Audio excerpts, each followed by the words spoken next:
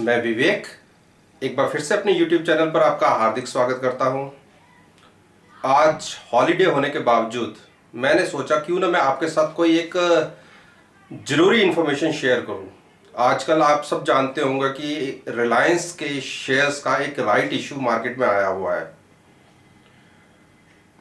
और सबको ये बहुत ही ज़्यादा अट्रैक्टिव लग रहा है। रीज़न ये है कि तकरीबन 150 रुपये डिस्काउंट के ऊपर है मार्केट प्राइस से, और आपको पता है कि राइट इशू में जो एग्जिस्टिंग शेयर होल्डर्स होते हैं फर्स्ट प्रेफरेंस उनके लिए होती है। और आपने देखा कि 15 शेयर जिसके पास है उसको एक ऑप्शन दिया गया है कि वो एक शेयर बाय कर सकता है। ये फर्स्ट प्रेफरेंस केवल और केवल एग्जिस्टिंग शेयर होल्डर्स के लिए है। अब मन में यह क्वेश्चन उठता है कि रिलायंस जैसी इतनी बड़ी कंपनी को फंड रेजिंग की जरूरत क्यों पड़ी, जबकि आप सभी लोग जानते हैं कि अगर उनका एनुअल प्रॉफिट देखा जाए तो वो 44-45 हजार करोड़ के आसपास का है और पिछले 3-4 सालों से ऐसी कोई बड़ी इन्वेस्टमेंट भी नहीं रिलायंस की तरफ से देखी गई, अदर देन जियो को छोड़ दिया जाए। तो वो सारे प्रॉफिट्स कहां है, और अगर फंड रेजिंग की जरूरत है तो इसका यूटिलाइजेशन कहां होगा। चलिए इसी के ऊपर एक डिस्कस करते हैं। 40 करोड़ के आसपास का ये एक राइट इशू है, और अगर एग्जिस्टिंग शेयर्स की बात करें तो रिलायंस के तकरीबन 700 करोड़ के आसपास के शेयर मार्केट में है। मार्केट में इन द सेंस कि अगर प्रमोटर्स होल्डिंग देखी जाए तो तकरीबन 50% के आसपास की तो प्रमोटर्स के पास ही है, और जो फॉरेन इंस्टीट्यूशंस और एफपीआईज हैं उनका पार्टिसिपेशन तकरीबन 40% के आसपास का है, और इंडियन कुछ डोमेस्टिक इंस्टीट्यूशंस और बैंक्स वगैरह के पास भी अच्छी शेयर होल्डिंग है, और जनरल पब्लिक के पास केवल 8% शेयर मार्केट में है। अब जो एग्जिस्टिंग शेयर होल्डर्स हैं, अब उसमें उनको क्या बेनिफिट है। अगर आप ये 150 रुपए के एक बेनिफिट को भूल जाएं, इन फ्यूचर्स में आप ये देखिए उनके जो प्रॉफिट्स होंगे वो फर्दर और इन शेयर होल्डर्स के साथ डिवाइड होंगे, तो आपका earning per share already reduce हो जाएगा।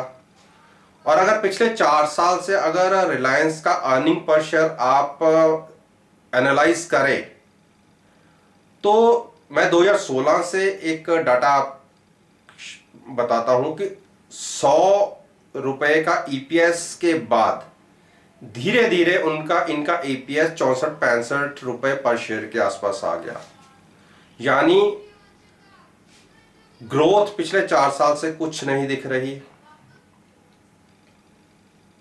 आप प्रॉफिट्स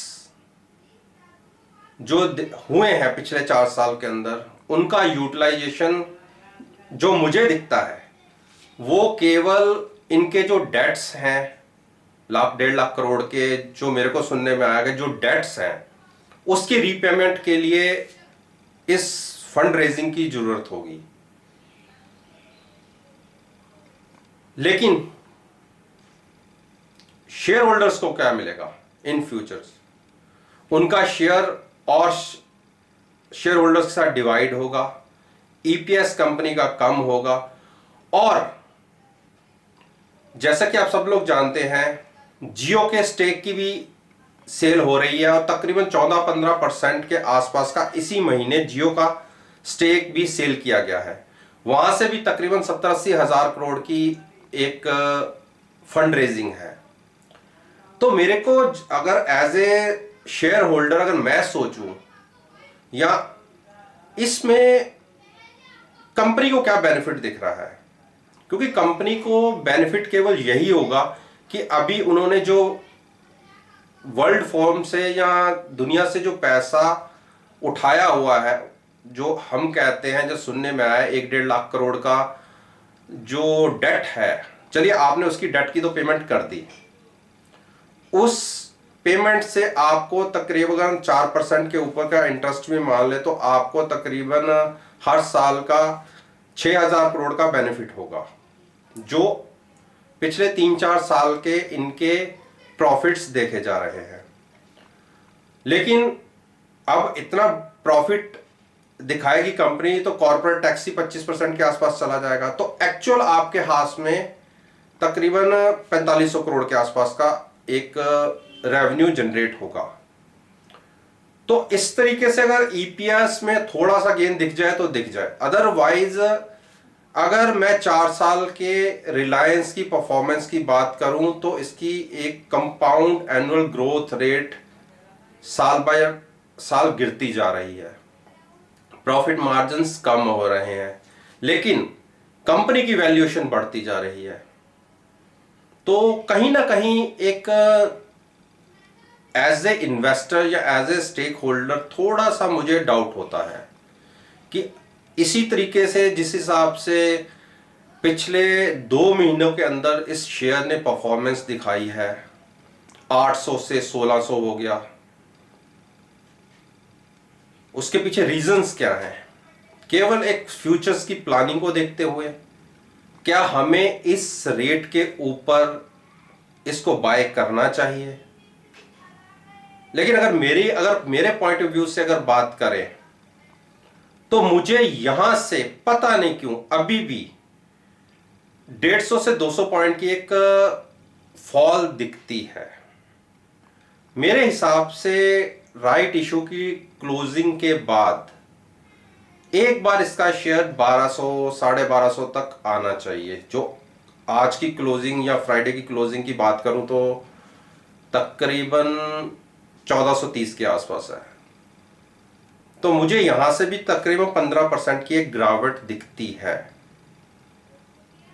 हो सकता कि मैं गलत भी हो सकता हूं, लेकिन एज ए इन्वेस्टर अगर मुझे पैसा इन्वेस्ट करना है तो मैं थोड़ा सा इसके लिए वेट करूंगा, क्योंकि पेरेंटल कारोबार इनका अभी भी पेट्रोलियम सेक्टर का ही है।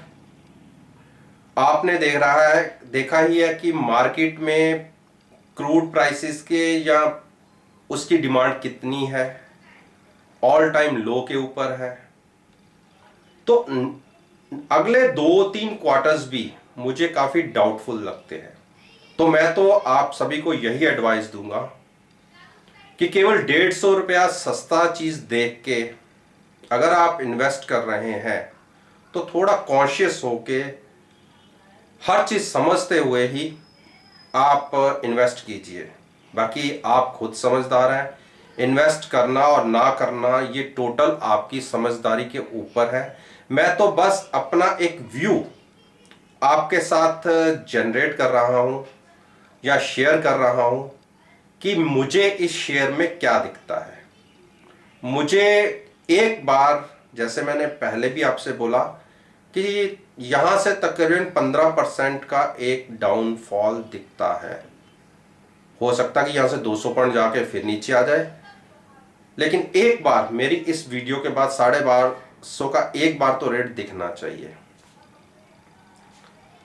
बाकी मैं आपके सामने बार बार तो आता ही हूं, और इस जो मैंने आज आपके साथ ये सब टॉपिक्स डिस्कस कर रहा हूं, नियर टर्म में इसमें क्या रिजल्ट्स मिलेंगे और हम मेरे व्यू के हिसाब से इसमें हमें रिजल्ट्स मिलते भी हैं या नहीं, वो मैं आपके साथ बैठ के एक बार फिर से डिस्कस करूंगा।